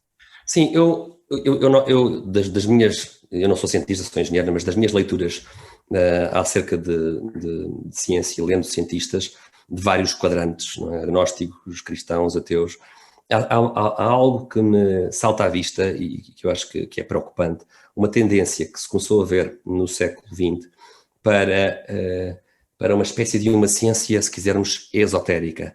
Isto aplica-se em várias áreas do saber, na cosmologia, mas também na mecânica quântica. Eu vou dar 2 exemplos muito simples. Está muito na moda agora, a reboque de um famoso livro do físico Lawrence Krauss, a ideia de que o universo surgiu do nada. E a ideia é mais ou menos esta. É uma ideia que, infelizmente, foi também defendida num livro pelo falecido Stephen Hawking, um físico brilhante, mas filosoficamente muito, muito incapaz. E o Stephen Hawking, no seu último livro, chamado The Grand Design, ele escreve esta frase muito infeliz. Ele diz: por causa da lei da gravidade, o universo vai surgir a partir do nada. Isto demonstra uma confusão filosófica gigantesca. Porque uma lei não causa nada. Uma lei é uma descrição matemática de algo que é regular na natureza. As leis não causam nada. Por isso, nenhuma lei causa nada. A ideia de que a lei da gravidade pode causar o universo é absurda. Primeiro erro filosófico. Mas o mais grave de todos é o erro de achar que do nada pode ir alguma coisa. Não, o nada é nada. Ou seja, pensarmos que o universo se autocolocou em existência vindo do nada é um disparate pegado. E existe este exemplo na cosmologia de como os grandes cientistas cometem calinadas filosóficas enormes, mas também, por exemplo, na mecânica quântica, não é? Também está, infelizmente, muito em voga nos manuais de mecânica quântica universitários e nos documentários de divulgação, esta ideia de que a mecânica quântica é completamente contra o nosso senso comum. Ou seja, quando estudamos os fenómenos subatómicos, vamos encontrar partículas que aparecem espontaneamente do nada, vamos encontrar contradições. Inclusive está muito na moda uma linha interpretativa da mecânica quântica que se chama na Escola de Copenhaga, em que algumas pessoas dessa corrente filosófica, porque no fundo é uma corrente filosófica, dizem que a mecânica quântica nos revela uma realidade que está indeterminada até que olhamos para ela. Ou seja, o fenómeno subatómico está indeterminado, não é? E só vai se terminar quando eu olhar para ele ou medir com o meu aparelho de medida. Que não sabe qual é que é a posição de um eletrão até que haja um observador, não é? Exatamente, só que estamos a cometer uma falácia lógica que qualquer pessoa com umas aulinhas de filosofia e de lógica compreende. Nós não podemos concluir que do facto de não conseguirmos medir um certo fenómeno, que ele não está a acontecer quando nós não olhamos para ele. Sim. É uma confusão entre o plano ontológico, o fenómeno está a acontecer, mesmo que eu não olhe para ele. O fenómeno está-se nas tintas para mim como observador, não é? O fenómeno é o fenómeno físico, não é? E eu como observador. O plano do fenómeno é o plano ontológico da realidade. E o plano do observador é o plano, se quisermos, epistémico, o plano do conhecimento humano. E o facto de eu não conseguir, talvez por um problema de medição, por limites da medição, limites técnicos de medição, o facto de eu não estar a conseguir determinar ao mesmo tempo a posição e a velocidade de uma partícula subatómica, isto é um problema de medição, é um problema do meu conhecimento humano. Eu não posso deduzir de um problema de medição, de um problema de conhecimento, eu não posso deduzir que a realidade ela própria está indeterminada à espera que eu a meça ou que eu a observe. E estes dois problemas, não é? A ideia de que o universo pode surgir do nada, causado por leis, que é uma ideia muito abstrusa a nível filosófico. E na outra escala, esta ideia de que o universo depende da nossa observação, ou que o universo está indeterminado até que o observemos, revelam patologias, revelam doenças filosóficas que se estão a espalhar, não é, na comunidade científica. Isto é preocupante. Porquê é que eu acho que isto pode ser um problema sociológico? E eu avanço isto com muito cuidado, mais uma vez, porque eu não tenho absolutamente nenhum conhecimento em sociologia, isto é pura especulação e não pretendo nada estar certo nisto. Mas já dei por mim a pensar que provavelmente existe, como existe em qualquer organização humana, este efeito de elite entre os cientistas, em que os cientistas, em virtude dos seus estudos, das suas pestanas queimadas, dos seus olhos cansados e dos seus anos e anos de estudo, e até com razão disso, por vezes levam o seu orgulho pelos seus conhecimentos científicos ao ponto de quererem criar um fosso entre eles e o comum dos mortais. E então, isto vê-se muitas vezes naqueles documentários televisivos, não é? Em que aparece aquela Channel, o Story. Eu não sei se... Eu sugeria para quem está a ouvir que experimentem ouvir com atenção, sobretudo em linguagem inglesa, aos narradores destes documentários, do canal Odisseia, do Discovery, desses documentários sobre ciência. E vão reparar que há sempre expressões quase de veneração religiosa. Ou seja, ouvimos o narrador a dizer algo como, por exemplo, Scientists now know. We scientists now know. Ou seja, é como se o cientista hoje em dia fosse apresentado ao leigo como o novo sacerdote de uma religião da ciência. Isto é extremamente problemático. E é assustador. Porque É problemático porque um cientista que é ateu e que não tem uma religião corre o risco de fazer da ciência a sua religião. E então, onde é que eu estou a querer chegar com isto? Estou a querer chegar com o facto de que, por vezes, pode haver inconscientemente um gosto por parte de alguns cientistas em encontrar interpretações cada vez mais bizarras da ciência para criar um fosso entre o leigo, coitado, que ainda vive na escravatura do senso comum, não é? O leigo ainda é aquele, como um mortal que apanha o autocarro, não é? Sim, ainda é aquele que apanha o autocarro para ir à missa, não é? Aquele obscuro medieval, não é? E leva o cientista, por vezes, a preferir ideias filosóficas absurdas contra o senso comum. Imagino eu, talvez numa necessidade subconsciente psicológica de manter uma espécie de um culto de elite em que, como quem diz, da ciência percebo eu. Sim. Isto tem um fundo de justiça, ou seja, o leigo também não pode pretender ir conversar para o território do cientista sem conhecer as matérias, sem fazer o trabalho de casa, não é? Também não vale de nada, porque até isto pode dar origem a grandes asneiradas, não é? Eu recordo, por exemplo, do que dizia um grande padre cientista que já morreu, o padre Stanley Yaki. O padre Stanley Yaki é uma das grandes cabeças da história da ciência e tinha um duplo doutoramento em teologia e em física, e o padre Stanley Yaki era um teólogo com o prémio Nobel Victor Hess, que foi quem descobriu os raios cósmicos. E o padre Stanley Yaki dizia umas palavras muito duras acerca dos teólogos que se metem a falar sobre ciência. Ele dizia assim: um teólogo, para falar sobre ciência, tem que ter horas de laboratório. É um bocado como uma pessoa para pilotar um avião tem que ter horas de cockpit, não é? Horas de voo. Isto faz sentido, atenção, eu não estou a querer dizer que agora de repente, não é, num mundo pós-moderno relativista, a opinião do blogger ou a opinião do brincalhão do Facebook vai ter o mesmo valor que a opinião de um físico ateu como o Lawrence Krauss, que estuda física, não é? Ou como o Roger Penrose, que é outro brilhante físico ainda vivo, que é ateu, ou pelo menos agnóstico. Não faz sentido, nós temos que respeitar o conhecimento que o cientista investiu e trabalhou. Agora, eu acho que há aqui também esta cultura de classe entre certos cientistas ateus que têm gosto em propor filosofias obscuras, sobretudo se elas demolirem ideias tradicionais, ideias cristãs, como forma de, se quisermos, superioridade cultural, no fundo, a elite. Não é? Isto é uma coisa que nós vemos sempre ao longo da história da ciência. No meu curso eu falo bastante sobre o caso Galileu, e o Galileu é um excelente exemplo de como a carreira do Galileu tem muito a ver com o percurso social do cientista. Os estudos de Galileu foram revolucionados pela obra do italiano Mario Biagioli, que escreveu um livro chamado Galileu Cortesão, e nessa obra o Biagioli demonstra, e surpreendeu a comunidade dos historiadores que estudavam Galileu, demonstra quão importante foi para a carreira de Galileu o seu percurso de cortesão, como ele montou uma carreira entre os príncipes e os grandes do seu tempo, como uma forma de promover a sua carreira científica. E então nós temos que perceber que os cientistas são seres humanos, também têm os seus lobbies, também têm os seus interesses, também têm que obter financiamento, também têm que conseguir angariar dinheiro e mecenatos, e também, por vezes, ceder à tentação do orgulho e à vontade de serem venerados pelo comum dos mortais que não têm conhecimentos científicos. Sim.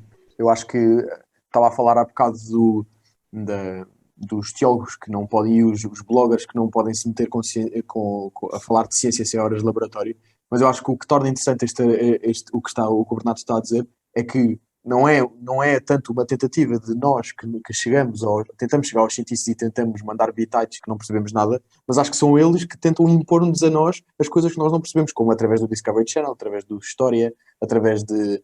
Percebe? Sim, no fundo, passa uma mensagem que é: a ciência é cada vez mais uma coisa absurda e incompreensível, mas nós somos os portadores da tocha, nós os cientistas. Por isso, ouçam-nos, não ouçam os padres, não é? Uhum. Há aqui não há dúvida que há aqui uma guerra de culturas, não é? Está a ficar para trás a cultura cristã que deu origem à ciência, está a ficar para trás essa cristandade europeia e medieval que nos deu a ciência moderna, e está a ser substituída por uma cultura materialista, nihilista, mas o que é interessante é que, como se diz muitas vezes, não é? A revolução devora os seus. E o que estamos a assistir é um desfecho triste dos nossos tempos, em que a Revolução Francesa e os ideais do iluminismo e de uma sociedade laica, sem Deus, e de uma ciência materialista e ateia, estão a dar origem, nos nossos tempos, às novas gerações, às pessoas mais novas que estão agora a acabar a adolescência, estarem na idade adulta, não é? A uma geração de relativistas, de pessoas que não acreditam em nenhuma verdade, que acham que cada pessoa pode ter a sua verdade e a sua opinião. O mundo pós-moderno é um mundo que é incompatível com o racionalismo ateu do século XVIII, não é? O mundo pós-moderno é o fim da razão e do intelecto, é a força bruta do poder que cada pessoa tem numa sociedade que se torna numa selva. E estamos a ver isso em todos os movimentos de agitação social, que se vê nos Estados Unidos e um pouco por essa Europa, não é? Este derrubar das estátuas, o que é que é? O que é que as pessoas estão a fazer ao derrubar as estátuas um pouco por esse mundo fora? Estão a destruir o que resta dos pilares da Europa, da cristandade, dos pilares da Europa ocidental, da cultura ocidental, sendo que muitas dessas estátuas são de pessoas que respeitavam os valores do iluminismo, ou seja, a revolução está a devorar os seus, não é? E se nós não fizermos nada, o mundo pós-moderno que nos espera é terrível, não é? Regressaremos, se não fizermos nada para o impedir, regressaremos à lei do mais forte, à lei da selva, não é? No mundo pós-moderno em que todas as opiniões são equivalentes. Sim, é muito triste. E vê-se muito com os movimentos do Black Lives Matter, que são dos Antifa nos Estados Unidos, que são movimentos... Sim, precisamente são movimentos que são movidos à conta de ódio e descontentamento, com zero conteúdo intelectual e com interesses obscuros que ninguém sabe bem quais são. E completamente dependentes de YouTube, desta polarização que as redes sociais tentam fazer muitas vezes. Mas isto só é possível porque houve um colapso do sistema educativo no que diz respeito ao ensino abrangente. Por exemplo, uma das tragédias do século XX, que foi apontada famosamente pelo C.P. Snow. C.P. Snow escreveu um importante argumento, ou apontou para um importante problema de que a sociedade do século XX estava a ficar quebrada entre dois mundos que não se falam. O mundo das humanidades, onde está a história, a filosofia, a psicologia, a sociologia, a economia, etc. E o mundo das ciências exatas, onde está a física, a biologia, a química, a cosmologia, a matemática, a lógica. Isto é extremamente perigoso. Isto é extremamente perigoso. Enquanto a cultura medieval e até a cultura renascentista eram culturas em que o ensino era verdadeiramente universitário, a palavra universitas aponta para um conhecimento verdadeiramente abrangente. O homem medieval que estudava tinha um conhecimento abrangente. Hoje em dia, com a especialização, até um pouco inevitável, do conhecimento, tem feito com que obrigamos os jovens a escolher uma carreira muito cedo e muito rapidamente, com 12, 13 anos, já temos que escolher se queremos ir para as ciências exatas, medicina, engenharia, se queremos ir para as humanidades, e depois das humanidades vamos ser empurrados para uma gestão, para uma economia, para um direito, ou algo assim, e não há uma formação global para o ser humano, não há uma base intelectual, não são dadas as bases intelectuais, não se explica de onde vimos. Hoje em dia, quem é que fala de Aristóteles aos adolescentes? Quem é que fala de Platão aos adolescentes? Quem é que explica o que foi a Universidade Medieval? O que é que lá se fazia? Como é que estavam as aulas na Idade Média? Quem é que explica... Descarta-se completamente. Sim. Mesmo quando se fala de Galileu, quem é que fala sobre o próprio trabalho que fez o Galileu? Como é que ele trabalhava, não é? Ninguém fala, porque se descobrissem iam ficar um bocadinho desiludidos, acho. Se calhar iria correr mal para a história e para a narrativa atual, não é? Sim. Exatamente. Mas existe uma tentativa de tratar tudo pela rama, não é? E como cada geração tem acesso a uma informação cada vez mais de consumo imediato e cada vez mais superficial, é cada vez mais difícil passar às novas gerações as raízes da nossa cultura. Isto é verdadeiramente trágico, tem consequências muitíssimo, muitíssimo graves. E agora, para encerrar, vou-lhe fazer duas perguntas ainda sobre, voltar um bocadinho às respostas dos ateus à existência de Deus. E eu queria lhe perguntar, de todo o leque de respostas, muitas vezes fracas, que os ateus dão, ou tentam dar nos argumentos para a existência de Deus, qual, na sua opinião, é que é o pior argumento ateu? O pior argumento? O pior? Sim. O pior argumento é um argumento que ouvimos a toda a hora, quando nós, cristãos, apontamos Deus como sendo a causa primeira de tudo o que existe.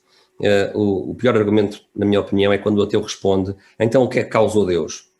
Porquê é que este argumento é mau? Porque quando os cristãos dizem que Deus é a causa primeira, primeiro o que eles entendem por causa é uma explicação para a existência de uma coisa que não tinha que existir necessariamente. Ou seja, se algo começou a existir, requer uma causa. É isso que o cristão diz. E o cristão olha para as coisas que existem, até para o próprio universo, e pensa assim, o universo podia ser diferente do que é? Claro que podia. O universo que existe com toda a sua matéria e energia e o seu arranjo em galáxias, estrelas e partículas, não é? Claro que podia ser diferente do que é. Por exemplo, podia ter mais 4 átomos, claro. Ou menos 2 estrelas, não é que fosse, não é? Ou se calhar o Sol estava mais para ali, mais para a direita, não é? Ou seja, o universo podia ser diferente do que é. E isto requer uma explicação. Como as coisas que existem, até o próprio universo, podiam ser diferentes do que são, isto pede uma causa, pede uma explicação. Mas eu não estou a dizer, nem dizem os cristãos, que tudo tem causas. Nós não estamos a dizer isso. Nós estamos a dizer que o que é preciso explicar são as coisas que podiam ser diferentes do que são. Então o que o cristão diz é, se tudo o que existe fosse apenas coisas que podiam não existir, temos um problema, não é? Se tudo são coisas que podiam não existir, se calhar teve uma altura que não havia nada, não é? Mas se não havia nada, então nada vem do nada. Uhum. Por isso, para explicar os factos de que há coisas, que se diz na gíria contingentes, para explicar o facto de que há coisas que podiam não existir ou podiam ser diferentes do que são, nós temos que recuar nas causas explicativas até chegarmos a uma causa que tenha nela própria a sua razão de existir. E essa causa nós chamamos Deus. Porquê? Porque se não pararmos a cadeia causal, nós não explicamos nada. Não é? Se eu tiver uma regressão infinita de causas, eu não consigo chegar ao próprio universo, que eu observo e sei que ele existe. Portanto, como o universo não se pode negar, ele existe, não é? Eu tenho que recuar nas causas até uma causa primeira não causada. Uhum. E nós dizemos que ela é uma causa primeira não causada porque esta cadeia causal tem que ter um ponto de paragem, que é o fundamento último da realidade. E tem que ser uma entidade que só pode ser como é. Uma entidade absolutamente perfeita, infinita, que não muda. Deus é imutável, em Deus não há nada para mudar. Deus não tem potencialidades que possam ser atualizadas em coisas diferentes. Deus não muda. Tem que parar este processo de explicação causal, tem que parar numa causa que ela própria não é causada, porque é a única forma de parar o argumento. Por isso, quando o ateu diz o que é que causou Deus, o que isto quer só dizer é que o ateu não entendeu o argumento. Uhum. O ateu não entendeu o argumento filosófico. Porque quando ele ler o argumento e entender o argumento, vai perceber que eu só posso explicar o universo aqui e agora se houver uma cadeia de causas e de efeitos, aqui e agora, neste instante, uma cadeia que tem que terminar num substrato da realidade que é ele mesmo não causado. Até porque se houvesse uma cadeia infinita de acontecimentos, nós nunca poderíamos chegar ao momento presente. Certo, não havia universo, não havia explicação, claro, para nenhum dos objetos contingentes que temos à nossa volta, até ao próprio universo. Esse é capaz de ser o argumento mais usado por... É muito mau porque mostra, o que isto só mostra, eu tenho que ser mesmo muito franco, isto só mostra, regra geral, claro que há exceções, atenção, há filósofos ateus muito sofisticados que compreendem isto muito bem, mas eles não vêm muitas vezes nos jornais, nem nas redes sociais, nem nos vídeos fáceis do YouTube, não é? Mas o que é preciso dizer com toda a clareza é que há uma crassa, enorme e colossal incompetência filosófica por parte dos ateus da moda. Incompetência, ignorância, que se poderá chamar, não é? E não é por serem más pessoas, é porque simplesmente não se dedicaram a compreender os argumentos da outra parte. E isto é sempre mau resultado, não é? Quando nós vemos muitos ateus a enverdarem para uma linguagem de ataques pessoais e de arrogância, isto só revela a fraqueza, não é? Que têm pés de barro, porque não estudaram os argumentos da oposição. Portanto, cada vez que eu vejo alguém dizer o que é que causou Deus, eu só digo, por favor, vá lá ler outra vez, porque não percebeu o argumento. Exato. Quem faz essa pergunta é porque nem sequer leu o argumento, nem sequer o percebeu. E é isso, eu diria que esse é capaz de ser a pior resposta que um ateu pode dar aos argumentos. Agora aproveito o comboio e pergunto-lhe qual é que acha o melhor. Assim. Eu acho que há unanimidade, em geral, por parte dos cristãos, daqueles que acreditam que Deus existe, também dos judeus, diria eu, que o melhor argumento que os ateus têm é o problema do mal. Porque é que há mal no mundo? Porque é que há mal cometido por seres humanos? Porque é que há crimes? Não é? Porque é que há mal que resulta da liberdade humana? E porque é que há mal natural? Porque é que uma criança de 2 anos morre com cancro, por exemplo? Não é? Porque é que nascem crianças com deficiências profundas? Não é? Porque é que há crianças que morrem vítimas de uma guerra da qual não têm culpa? Não é? Ou seja, há aqui uma panóplia infindável que todos nós temos na nossa vida também, não é? Histórias para contar de males maiores ou menores, não é? Que todos nós sofremos, porque não há ninguém a quem o mal não toque nesta vida, não é? Uns mais do que outros. Por isso, o melhor argumento que o ateu tem é o argumento do mal. Mas eu sobre o argumento do mal queria dizer algumas coisas à laia de conclusão. Por um lado, se vimos bem a questão, o ateu também está em apuros se ele tentar fundamentar, filosoficamente, uma moral objetiva, ou seja, se ele procurar fundamentar que há mesmo coisas erradas que não se devem fazer e coisas boas que se devem fazer, não é? Como é que ele consegue fundamentar conceitos de bem e de mal moral que sejam válidos em todos os tempos e todos os lugares e que não sejam meras convenções humanas? Como é que o ateu consegue fazer isso? Se nós somos, como diz o Dawkins, máquinas para propagar o ADN, o que é afinal o bem e o mal? São convenções sociais? Não é? O que é que realmente os nazis fizeram nos campos de concentração que era assim tão errado? Quando eu olhar para os oficiais dos campos de Auschwitz ou de Treblinka, eu estou a ver seres humanos que cometeram crimes abusando do seu livre-arbítrio, não é? Ou seja, pessoas que cometeram coisas objetivamente erradas e imorais, ou eu estou a olhar para máquinas biológicas para propagar ADN. Da sobrevivência do mais forte. Sim, é perigosíssimo o ateísmo materialista, que até por vezes utiliza o darwinismo para sustentar a sua visão do mundo. É perigosíssimo isto, não é? Se realmente nós somos máquinas biológicas para propagar ADN, onde está o bem, onde está o mal?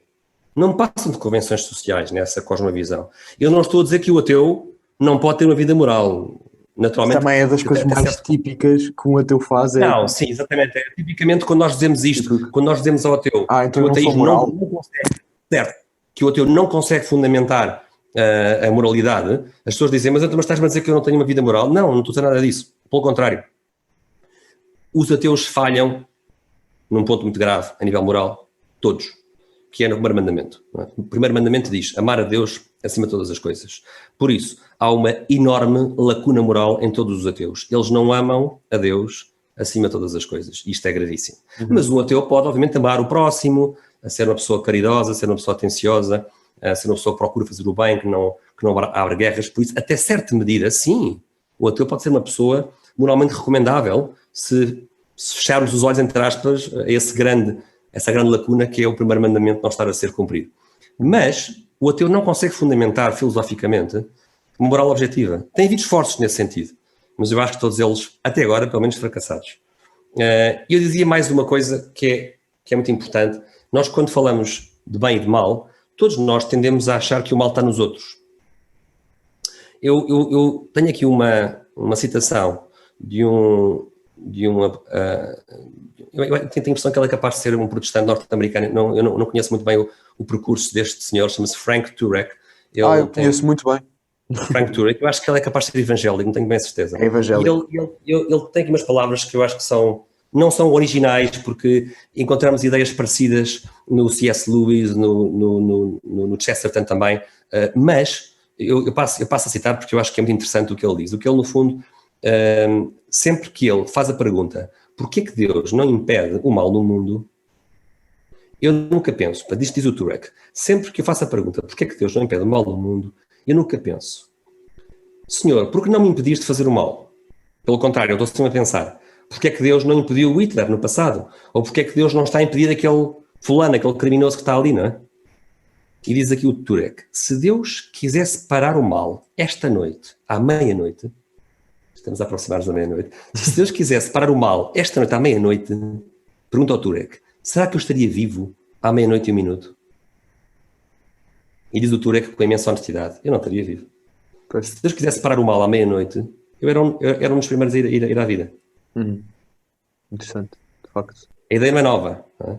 Ou seja, atenção a isto, não é? Quando nós começamos a dizer que Deus não impede o mal, há aqui quase uma linha de continuidade com aquela ideia de há pouco, que nós não podemos fazer um argumento filosófico acerca da origem da nossa mente que nos leva a duvidar das capacidades da nossa mente, não é? Se andarmos um tiro no pé.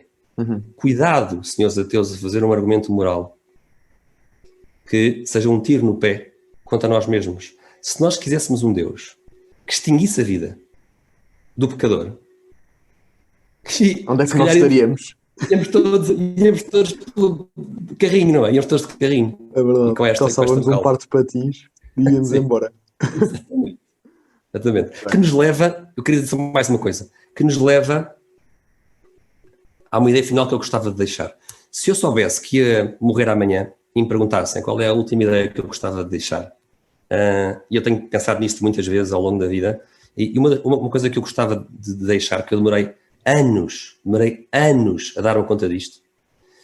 Houve um momento, alguns da minha vida, que eu não sei bem explicar, e eu acho que talvez uma experiência, lembro-me que teve a ver com uma experiência também, envolveu música, ou seja, esta experiência interior que eu tive envolveu uma componente artística, estética, musical, porque esta experiência decorreu de uma peça em particular que eu ouvi, e houve um momento em que eu me dei conta de que Deus era sumamente perfeito e de que o mais pequeno dos meus pecados, o mais leve dos meus pecados, era terrivelmente ofensivo e chocante para a bondade de Deus. Isto é uma ideia que, quando se vai ler os livros de mística, que eu demorei muito tempo a descobrir, os livros de mística falam muito nisto, as Padres do Deserto falam muito nisto, não é? Ou seja, esta procura de um exame nosso de consciência de quem nós somos e da nossa vida faz com que, mesmo a pessoa que acha que é uma pessoa decente, não é? Se a pessoa faz uma introspeção espiritual bem feita, como faziam os ermitas e os Padres do Deserto, e fazem em geral os bons religiosos, não é? Que vivem uma vida de oração, é importante chegar a esta conclusão, alguns da nossa vida, antes de ser tarde demais, não é? Pensar, o mais pequeno dos nossos pecados é colossalmente repulsivo para a natureza perfeita de Deus. Daí depois a doutrina católica do purgatório, que é essencial haver um processo de purga para aqueles que ainda não se redimiram dos seus pecados nesta vida e precisam de passar por essa purga. Isso é essencial, porque a luz brilhante da santidade de Deus seria impossível para uma alma que ainda não se viu livre do mal que cometeu, por muito pequeno que seja. Portanto, se eu tivesse de deixar assim uma ideia, se soubesse que amanhã morria, eu diria assim, que para mim um momento de viragem na minha vida, quando eu me dei conta de que as coisas mais pequenas que eu fazia, que achava que eram insignificantes, têm uma desproporção enorme face àquilo que é a perfeição de Deus. E isto deveria nos fazer pensar, antes de pecar, sempre, não é? Devíamos ter horror a desobedecer a uma só lei de Deus antes de a cometermos. Sabemos que não é assim na verdade, não é? Eu estou para aqui a falar e eu não sou exemplo para ninguém, longe disso. Mas é uma ideia que desapareceu da nossa sociedade, este horror ao pecado. Não é um horror ao pecado naquela mentalidade que está muitas vezes na moda de dizer que a sociedade católica era reprimida e que as pessoas tinham horror ao pecado numa lógica de repressão e de censura e de vergonha. E eu estou a falar de um ponto de vista que não tem nada a ver numa primeira mesmo análise. aristotélico e platónico, Platão e Aristóteles. É filosófica, ou seja, assim, precisamente, Platão falava muitas vezes na perfeição, no bem moral, e também Aristóteles, não é? Claro, mas antes de haver Cristo. Mas eu estava a falar mais importante do que o pecado no catolicismo ser associado à vergonha social de pecar, que também tem o seu peso, isso também tem a sua importância. O que eu estou a querer vincar é um aspecto puramente individual da minha relação de filho de Deus com Deus, uma relação direta minha de filho de Deus com Deus, em que eu, como pecador, ofendo a Deus. E este aspecto ficou completamente esquecido. Nesta sociedade que, a partir dos anos 60, procurou ver-se livre dos dogmas e das algemas da sociedade antiga, patriarcal, cristã, etc., etc., ficou perdido completamente de vista este aspecto, que é de sempre, que nós, quando pomos o dedo na ferida e nos olhamos ao espelho, nós percebemos que o mais pequeno dos nossos pecados é tremendamente injusto para com Deus. Uhum. E agora sim, calma. Sim, eu acho uma maneira ótima de acabar e, portanto, acho que fica a dica, como se costuma dizer. E acabávamos já este episódio com o professor Bernardo Mota, que teve a simpatia de vir aqui falar ao centro, neste primeiro episódio de um café e uma cruzada. E, portanto... Eu já deixo aqui o meu obrigado àqueles valentes que ainda estiverem a ouvir este podcast nos últimos minutos. Um fortíssimo obrigado. É preciso dureza para ficar a ouvir até agora. Mas pronto, acabava assim e queria convidar as pessoas que estão a ouvir agora para se quiserem continuar a acompanhar as atividades dos autores deste podcast, que vão ao YouTube e ao Facebook e Instagram. E também vamos lançar, isto vai ficar em podcast nas principais aplicações.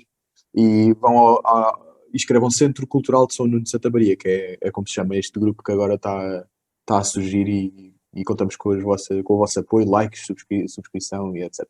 Portanto, agradeço ao professor Bernardo Mota, uma boa noite. Porque o Centro Cultural de São Nuno está a preencher um vazio, e outras iniciativas como a Casa da Divina Comédia do professor Mário Rosa são projetos independentes organizados por leigos católicos e que finalmente estamos a fazer um esforço para fazerem-se ouvir vozes católicas que defendem um catolicismo intelectual, robusto, sólido, bem fundamentado, bem articulado e que procura o crescimento intelectual e espiritual de todas as pessoas, sejam elas católicas, ateias ou agnósticas. E portanto, exatamente, e portanto se tiverem interesse nisto, acompanhem, subscrevam no YouTube e nas restantes aplicações e pronto, acho que podíamos encerrar. Queria dar uma boa noite ao professor Obrigado, Francisco. Bernardo Mota e agradecer. Obrigadíssimo. Obrigado, até o próximo.